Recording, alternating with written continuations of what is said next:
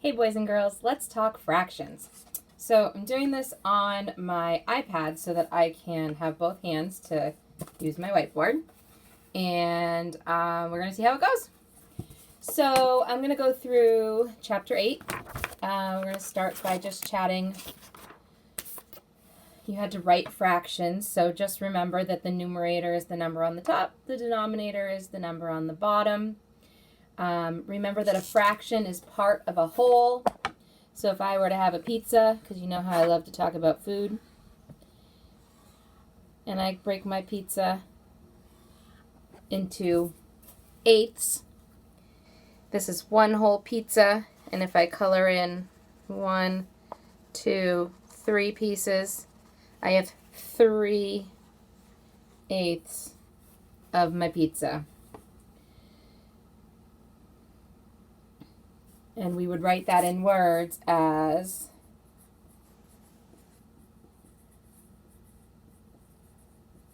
3/8, just like that. Okay. So that was really what you were getting from the first lesson. That was pretty easy.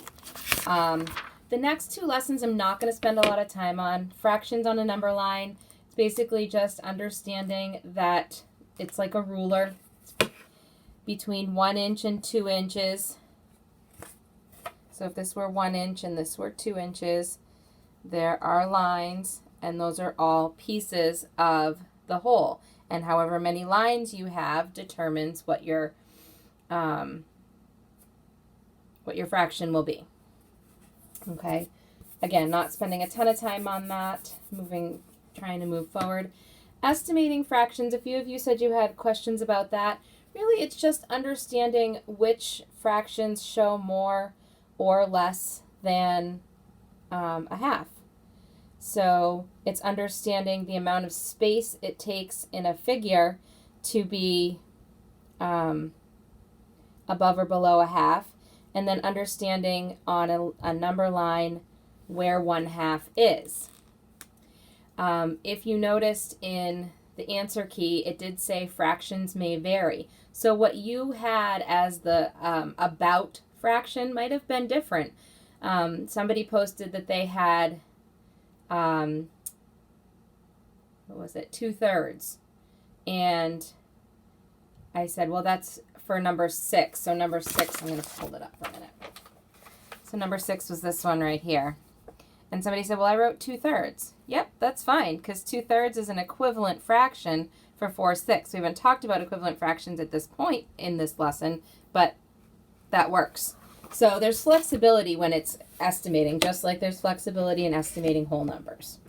Okay. So equivalent fractions. Equivalent fractions are basically two fractions that take up the same amount of space. So in the easiest example I can do, if I have two circles, one is cut into 2 pieces, that is 1/2, and one is cut into 4 pieces, and I color in 2 of them, it is 2/4. 1/2 and 2/4 cover the same amount of space. So those are equivalent fractions. So they're covering the same amount of space.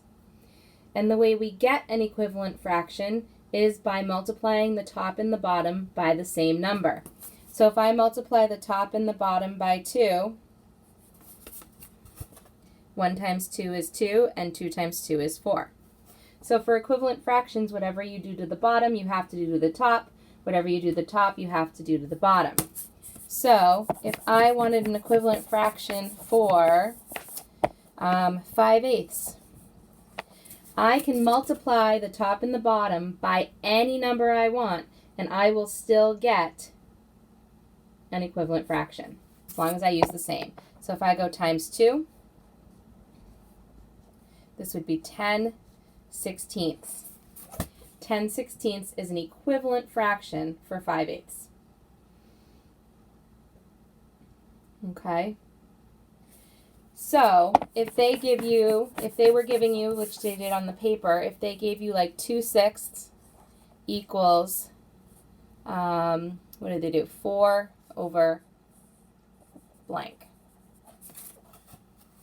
Okay, you have to figure out, well, what did I do to the top? So I multiplied by 2 to get 4, which means I have to multiply by 2 down here, and my answer will be 12. And those are equivalent fractions. So you make an equivalent fraction by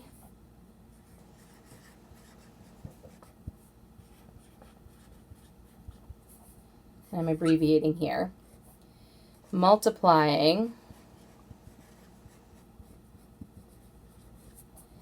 the numerator and denominator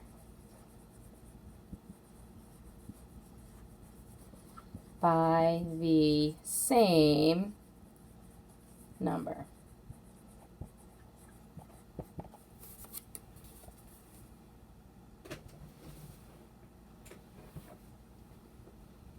So just hold that there for a minute so you can see it. If anybody wants to write it down, you can, but you don't have to. It's up to you. You want to take notes? You can also pause the video and keep it here as long as you want. All right, I'm going to keep going. I forgot to grab my eraser, so I'm just erasing with my hand right now.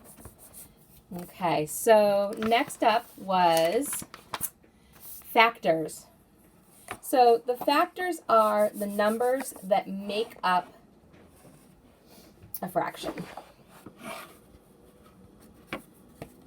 I'm sorry, that's I didn't say that right. Factors are the numbers that when you multiply them together, they make a product. So if I have the number 2, what factors make 2? 1 times 2. Okay. If I have 12, what factors make up 12? Well, I have 1 times 12, I have 2 times 6, and I have 3 times 4. Those are all of the factors that make up 12. What I like to do when I'm trying to find factors, especially for larger numbers, is I always start with 1 and just go through all of the numbers until I start repeating. So here's what I mean by that. And I'm going to try to do this on the board so you can see it. So if I'm going to do 24, I'm going to try to find all the factors that make 24. So 1 times 24. Okay, I know that 24 is an even number, so I can go 2 times, 2 times what? It is actually 2 times 12. And then my next one would be 3. How do I know if 3 is a factor? I'm going to use those divisibility rules I learned in the last chapter. What's 2 plus 4? 6. If 6 is divisible by 3, that means it is divisible by 3, which means that 3 is a factor. So 3 times what? Well, you can't answer me, so I'm just going to have to tell you it is 3 times 6. 4 times anything? Well, this we don't have a divisibility rule for, but we should know. Oops, I just did this wrong. This is 3 times 8. And this is 4 times 6. Sorry. I don't have you here to fix me. My next number would be 5. Is this divisible by 5? No, because it doesn't end in 5 or 0.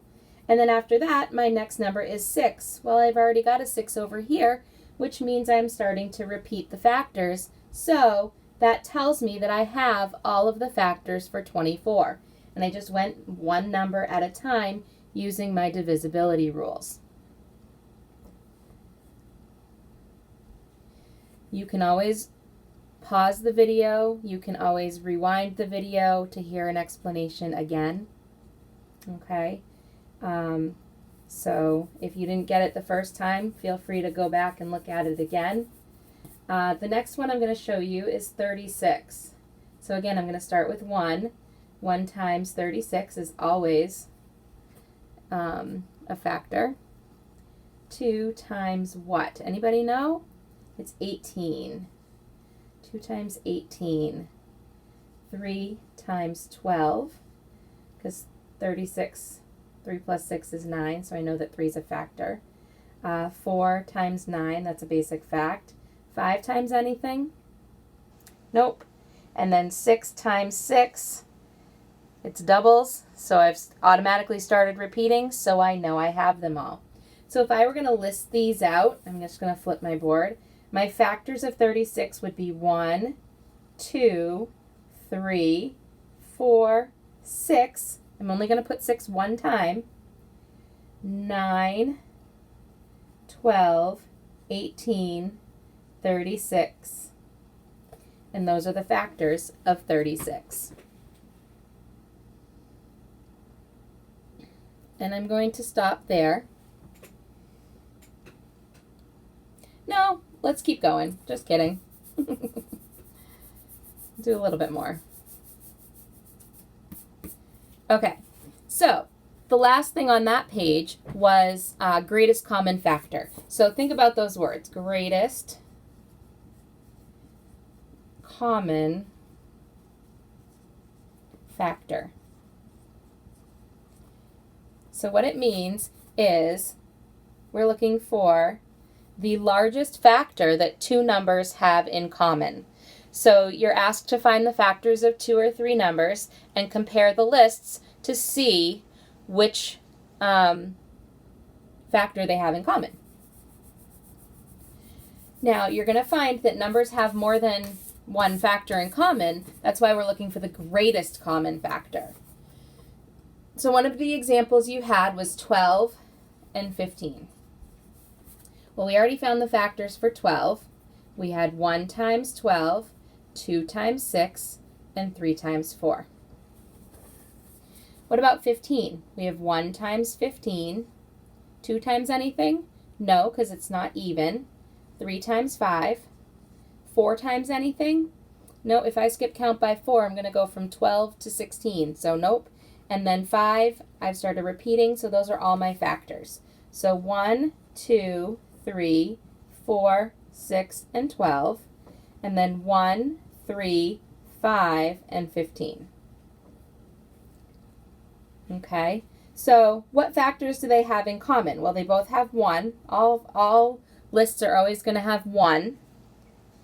And they have 3, right? Do they have anything else in common? No. So the common factors for 12 and 15 are 1 and 3. Obviously, 3 is the larger one, so the GCF, or the greatest common factor, for 12 and 15 is 3.